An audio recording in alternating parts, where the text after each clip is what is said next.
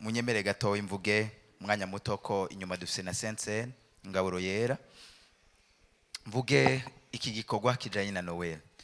Nta mwanya mfise nari kuvuga ubundi le terme canke ibi Noel ubundi si umunsi mukuru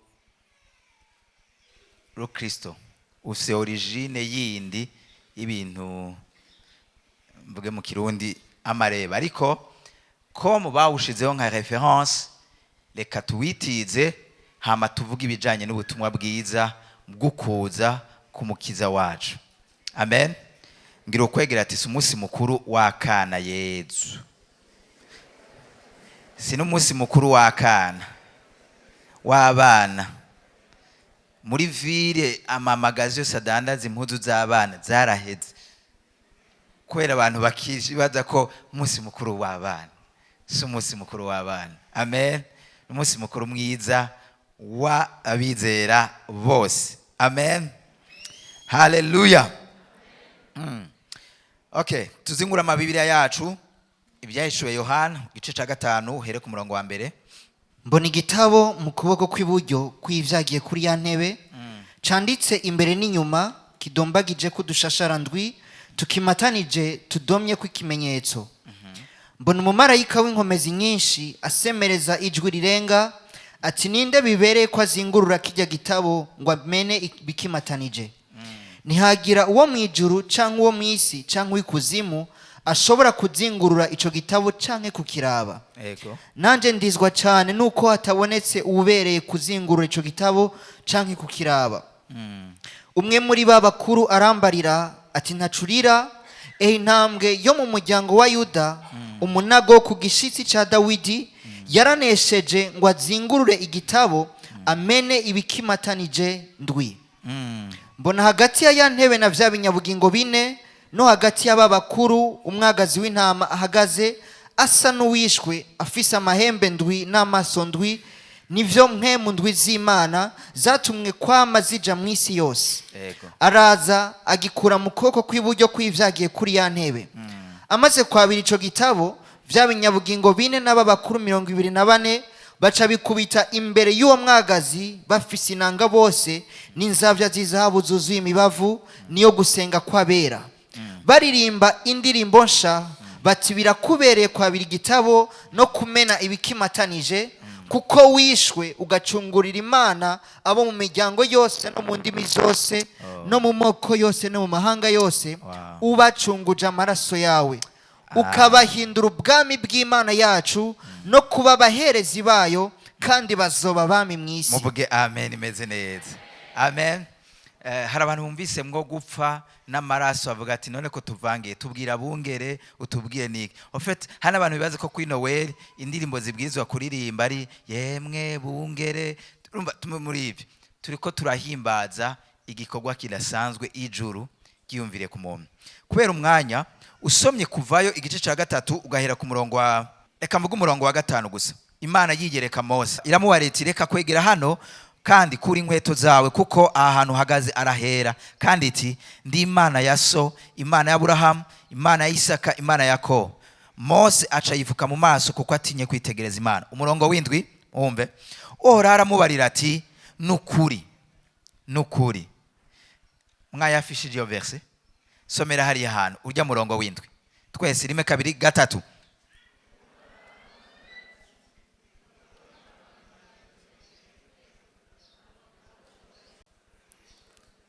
Umurongo w'umunani kandi mbakure ndabadugane ndabakure ndabajane. Muvuge amen imeze neza. Noel nigihe ijuru ryiyumvira kwisi, nigihe ijuru ryatwiyumviriyeko. Nkuko biravuze mu byahishuwe Yohana hari habuze n'umwe azingurura igitabo. Ico gitabo carimwo amakuba wabwirizwa kuza kuducungura twebwe abari mu mwiza bari muri Egiputa abari barindiye urupfu urubanza rwo gupfa ibihe byose bo kuzogogwana n'umugwanizi. Imana iravuga ngo ukivuze nga nabonye amarushwa nabonye amarira y'abantu niremeye. haleluya. None namanuwe no kubatabara ndabakure muri ico gihugu ndabatware mu gihugu ciza. Noweli icambere inkuru nziza n'igihe ijuru ryaratwiyumviriyeko, kandi uwo munsi iri kwiyumvirako nta masengesho yo kwisondesha wari wakoze.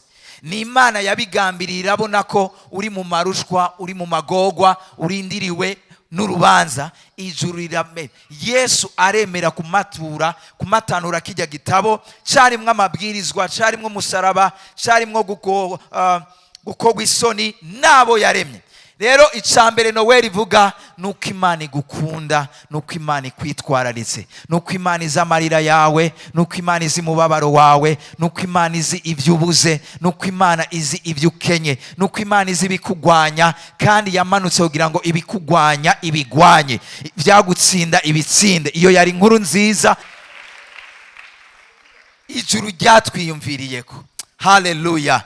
Niba hari umuntu ari ngaha atari umwe yamwiyumviriye ko ngo amuhe kado, mfise inkuru nziza. Ijuru rirakwiyumvirako, ijuru riraguhanza amaso, amakamera y'ijuru ari kuri wewe personnellement. Ijuru ryaratwiyumviriyeko, riradukunda twebwe abari kure. Haleluya.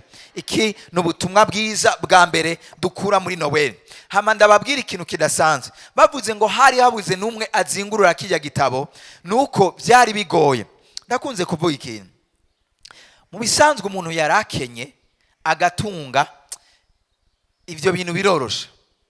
Mugabo umuntu yaratunze agaca kena agaca buriya nizo muri Paris, agasanga asigaye arondera izo kuri Bendeye no mu Ruvumera, nazo nyene apani za mbere iz'abandi basigaje.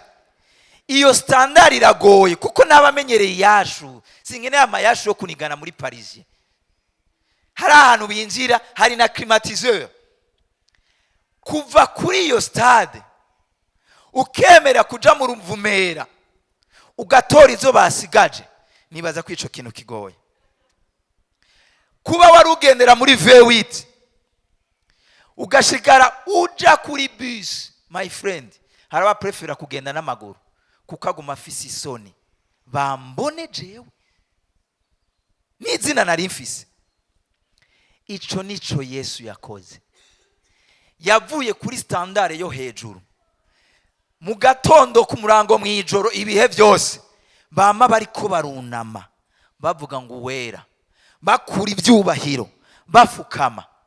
Aremera, arabona standard yo kuzoba gusa, arabona standard yuko abafarisayo bazomutuka, arabona standard y'ingene bazomusisura. Ariko iyo standard ya VIP yo hejuru aremera arayambura juste kubw'urukundo gukunda. Sana uri gituma Paulo acabivuga mu Waroma 8:32 ngo iyitimanye Yesu, iyiteparnyije Yesu, umwana w'ikinege w'Imana, Mana w'Imana izoburite kutugabirira byose muri uwo nyene. Muvuge amen imeze neza ivyibushe. Ndi wewe nari gushira ko ni muhundu n'amashi.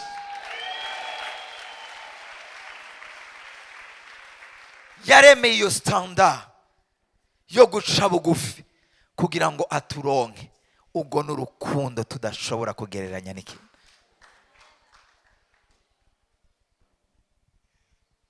Hari uwabihonjeje ko Paulo iyo batubwira abi Filipi 2 igice ca mbere 21 batubwira ariko aravuga ngo ndazazaniwe. Munyumvirize, avuga ngo ndazazaniwe, ngo nari nshaka kutaha, ngo ko nivyo byari byiza kuri jewe, ngo ariko ngo kuguma muri uno mubiri ngo navyo nibyikimazi apana kuriwe, ku bantu agira korere. Uciye ufatanya na 2 Corinthiens 12 avuga ngo ndazi umuntu muri Kristo Yesu yagiye mu ijuru rya gatatu, akabona ibintu umuntu atemerewe kubona no kumva ibintu umuntu atemerewe kumva. Ufite Paulo akaravuga amajambo muyafatanya, avuga ngo ndazazaniwe, kuri jewe byari byiza ko ngenda, nuko yaronse akanya ko guhonja ku byo mu ijuru, gloire ihari, ubwiza buhari, ingene ivyicubahiro bihari. Aravuga ngo byari byiza ko nguma ariko Imana iramubwira ngo subira mu mubiri ugende ufashe bariya bantu ntibirahera.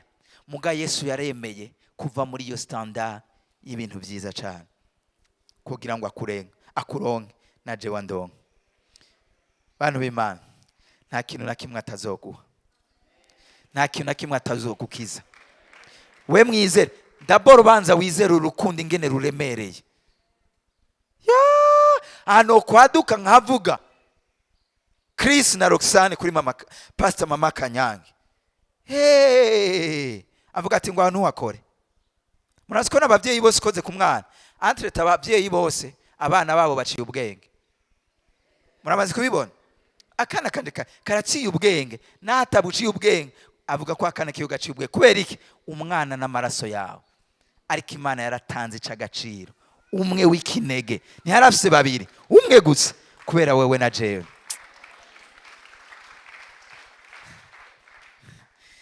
Iganzo kwegera umubwira ati Imana iragukunda bihebuje, bihebuje, bihebuje. Icya kabiri, usemye tangura igice cya gatatu kugira nyarutse umurongo wa 15. Adamu aba yakoze icyaha. Nukuri akoze icyaha, Imana iranamufuka. Iramufuka hamisha irabwira Satani, Satani ndagusezerana ikintu kimwe. Kuri uyu mugore niho waciye uzana icyaha. Ariko je te promets, kuri uyu mugore nyene nzokumena umutwe. Nivyo wibaza ko wateye umuntu wantanukanije n'umuntu naremye, ariko nzongera kwisubiza hamwe n'uwo naremye. Iramusezeranira. Iyi ni inkuru nziza. Imana yarasezeranye. Iramusezeranira Satani. Haraca umwaka wa mbere, uwa kabiri, uwa gatatu, 10, 50, 30, 100, ibihumbi 2 birenga. Mugabo ici Imana yavuze caruhutse kwambara umubiri kirashika. Umva, nubwo haciye ibihe byinshi, Satani yari yibaza ko byaheze, ivy'Imana yavuze bitagikunda. Ni naco gituma yagumye itegera abavyara bose imfura yamaca aza gutega kugira ngo arabe ko yoba ari babandi Imana yavuga. Ariko ahatiteze, mu nkumi yitwa Mariya itazi citwa umugabo, aho Satani atari yibaza ni Imana yaciye.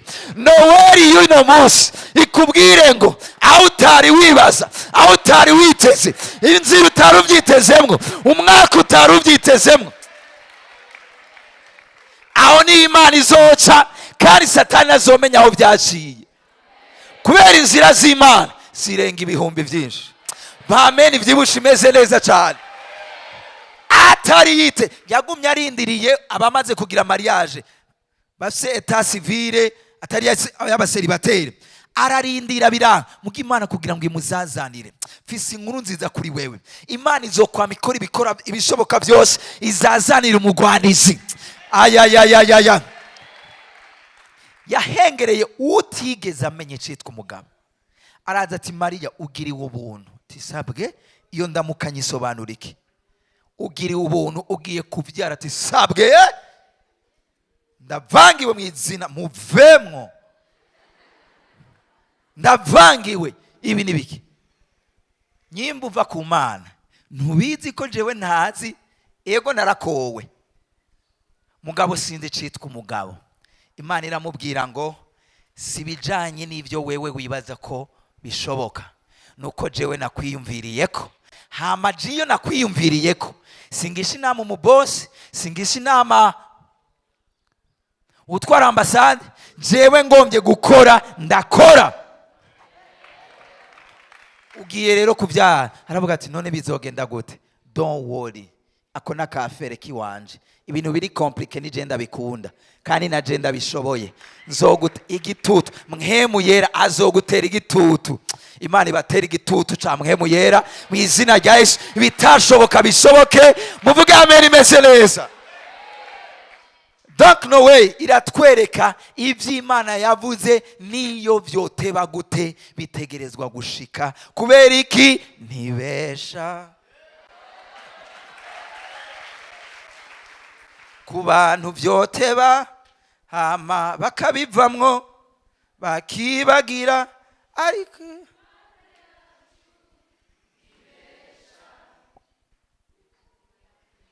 muravyibuka ku mamanza ndakugabiye Nyamweru ndakugabiye Yamariza ndakugabiye ndakugabiye Ryatongo ndakugabiye umutima wanje wose reka abantu bovuga bagasezerana hama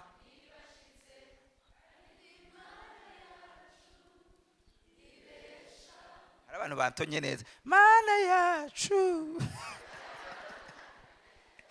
Imana numwizigirwa vyaratevye satani guvuga ati bitawezekana birari bizoshoboka antuko kuri karansenga none biracakunda kwagira Maria oya nawe no ntivyokunda my friend Imana igutebeje igombye kukugira reference ntituzi umuntu yigeze avyara kuri 90 ariko duca tumenya amakuru y'uwitwa Abraham kubera yamugize reference igitangaza cawe kize gifise reference mu izina rya Yesu kize gifise reference haleluya Imana no mwizigirwa noweri ikumvishe neza yuko Imana ari umwizigirwa simbira gato 2 Pierre 3:8 ariko abo nkunda iri rimwe mweho ntimugiyobagize ego yuko ku mwami Imana umunsi umwe umeze nk'imyaka igihumbi n'imyaka igihumbi imeze nk'umunsi umwe umwami Imana ntitebeje isezerano ryayo uko bamwe biyumvira kuri tevya ariko yihanganira mwebwe ntigomba ko hagira abahona ariko igomba ko bose bihana amen murabyumva Imana ntitebeje isezerano nk'uko beshi babyumva ariko irarindiriye amen ico Imana yavuze yaba turi muri muno bubiri yaba urazi nyimba hari abantu uyu munsi batiteze kuza ko mukiza wacu abakizwa barimo niba hari abantu batarindiriye nabakizwa kuko gucwa uyu munsi hari abavuga ati ntaze nagiye Canada ntaze aze naragira mariage nyakugira Imana n'imangazini n'abasiti bo kuzicunga nagira ndakubwire ko mariage yo ngaha nishobora kugereranywa na mariage yo mwijuru hari abandavye ati nuko wayigize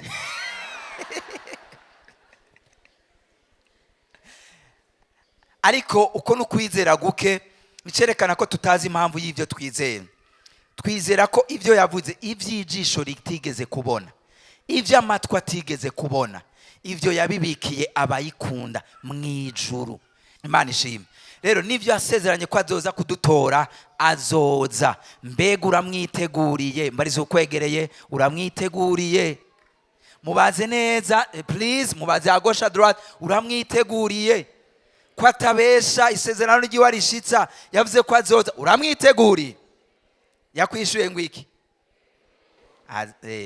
turindire twami byamwa yarabivuze numwizigirwa yaduhaye Yesu kandi kindi bavuze akantu mu vyayisho Yohana yacunguriye imiryango yose amoko yose ico rero nkundira Yesu ntarobanura nta bahutu n'abatutsi kuri we nta batwa nta babembe nta bagufi nta binzobe nta birabura yacunguriye amahanga yose yatwemeye twese uje wese uko ari kose aramwakira it's a good news harabatoshikiriwe wangu wewe wakule pale juu wewe wamanutse na dunyuri ntiwari gushikirwa mugabo Yesu ntarobanura uje wese uko nyene ukuri kose arakwakira mukomera amashu umwami Yesu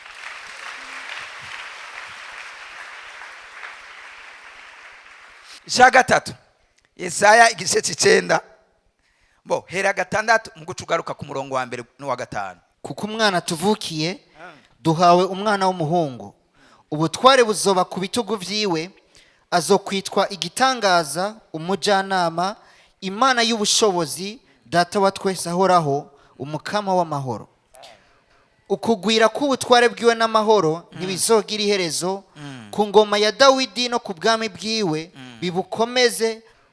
bibushigikize guca imanza zibereye no kugororoka uhereye none ugashitsa ibihe byose. Umwete w'Uhoraho nye n'ingabo uzoshitsa ivyo. Amen. Ingo rero tangura ku murongo wa mbere. Ariko ntibuzosubira kwiriranira kundi kuwahoze ari mu mubabaro. Mu gihe ca kera yateye agakengegwe igihugu ca Zebuloni n'igihugu ca Nafutali, ariko mu gihe cyo hanyuma yagiteye icubahiro ku nzira ikikiye ikiyaga hakurya ya Yorodani i Galilaya h'abanyamahanga. Umurongo wa kabiri.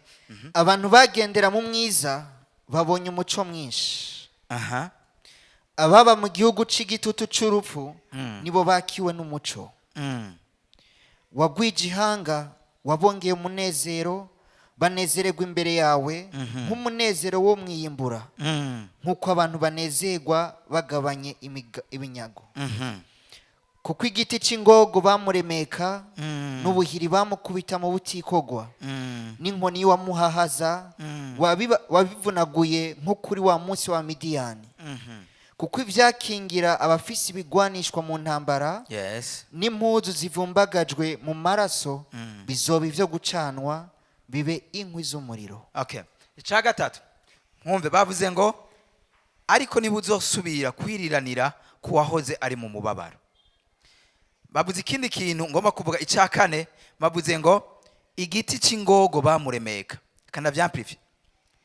Ingogo yose y'umugwanizi yari kuri wewe, n'ubuhiri bwagukubita ku bitugu, n'inkoni y'uwaguhahaza arabivunaguye nko kuri wa munsi wa Midiyani. Bavuze ngo inkoni, every yoke, ingogo yose y'umugwanizi, kuza kuvuka kwa Kristo Yesu aje kuvunagura ingogo yose yari ku buzima bw'iwawe. Ingogo yose umugwanizi yagerageza kuza kuri wewe, please look at me, iyo ngoga arayisanganguye mu izina rya Yesu. Nago muvyakire. Sindi ivy'iwanyu baroga bagerageza gutera kurungika, sindi ivy'inyatsi, sindi bikorwa. Nagoma wumve Noel ya 2023 kwibutswa ko Yesu yaje bije gusangangura ingogo yose y'umugwanizi ari ku buzima bw'iwanje. Komera amashyi umwami w'abantu. Ingogo yose yari ku bitugu, yari ku buzima bwawe, ituma udafata ibintu ngo bikoreke. Iyo wumva uyu munsi kwicagagowe, nimba uvyizera ume amen imeze neza.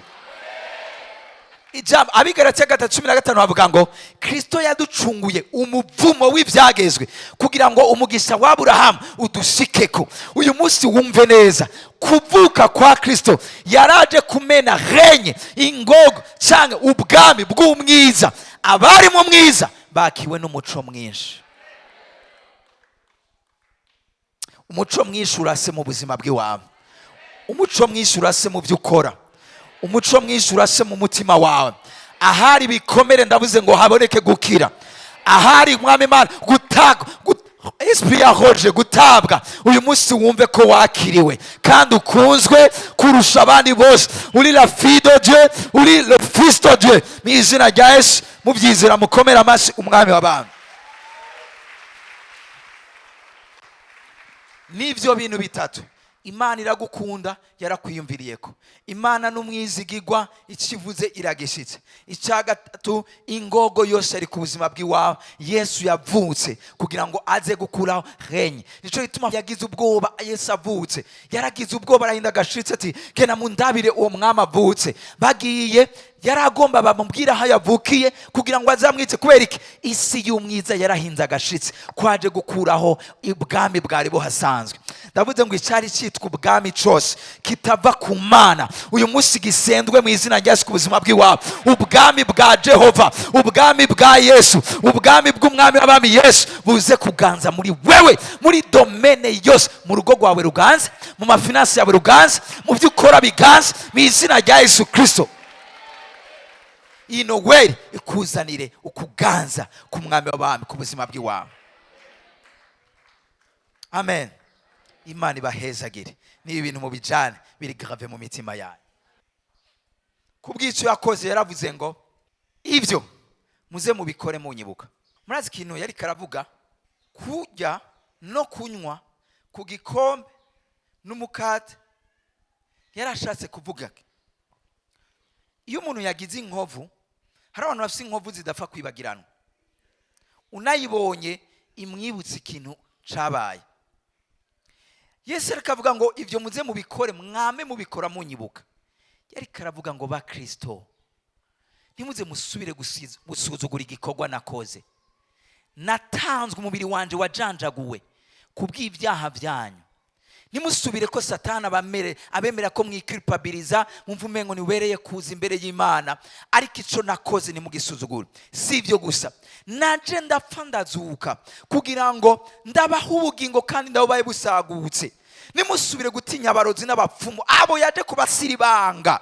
Igikorwa nakoze muze mwami, chaque fois mujya mukanywako mwibuke ngo narinje gukura ingoma ya Satani. Abari mu mwiza bose, bari munsi y'ububasha bw'umugwanizi, mumenye ngo umuco waraje, ye napfuye ku bwanyu.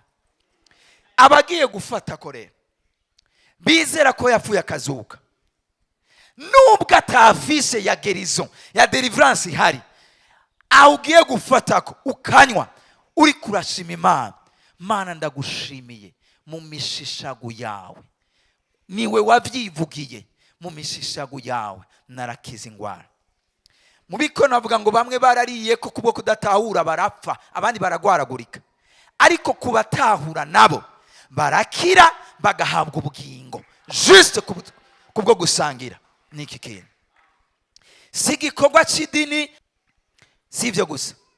Nimba yapfuye kugira ngo anzanire ukwera, ndizera ko ivyaha byari binganje muri 2023, hamwe n'ubu ngiye gusangira n'Umwami, ndizera ko ukwera kw'Imana apana mu mpemu, mu buzima, mu mubiri wanje kugiye kuganza. Icacari kimboshe cose kigiye gutandukana nanje, ngiye kwakira. 1 Thessaloniciens 4:4 avuga ngo mumenye kuganziriza imibiri yanyu mu kwezwa. Ndizera mu mwanya ngiye gusangira n'Umwami wanje ko ngiye kwakira kuganza, ukwera kw'Imana kuganze mu mibereho yanje ya misi yose. Ico gituma tugiye nkuko yafashe igikombe, aravuga ngo aya n'amaraso y'isezerano rishasha. Isezerano rishasha, isezerano rishasha, aho ngiye gutangura bishasha nawe. Aho ivyakera ngiye kubimenagura ngashiraho bishasha, kandi n'amaraso asesewe bose. Arayishimira Imana, afata n'umukate nawe nyene arawumanyura, aravuga ngo uyu n'umubiri wanje ugiye gutangwa ku bwanyu mwese. Ntiyabikoreye ubusa, ntiyari kagomba kurondera amaviews tumukurikire turi benshi, yari karagomba ko tumenye impamvu aje gukora ico gikorwa. Imbere yuko dusangira, abadiyakoni bamfashe muri ndire gato. Ninde muntu hari ngaha atarakizwa agomba uyu munsi ko nawe yosangira natwe abizera iki gikorwa? Anyerekesha ikiganza ciwe. Kuri we birashobora kuba Noel inoubliable, Noel y'icibutso kidasanzwe ko ariho wakijijwe, wafuswe mu gitabo c'urubanza. Shima Imana kwejo twarabaronse. Niburi hano utarakira gakiza, natwe turico turi kubwako gakiza, tuzi ikiganza cawe neza, ndagusengere nawe wakira gakiza uyu munsi wa Noel. Imana iguhezagira, Imana iguhezagira. Niba ari n'ubundi naduze ikiganza, ni ivy'icubahiro bite, nawe ugira uve mu bwami bubi bw'umwiza. Niba ari n'ubundi aze, suriruka ingo tugusengere.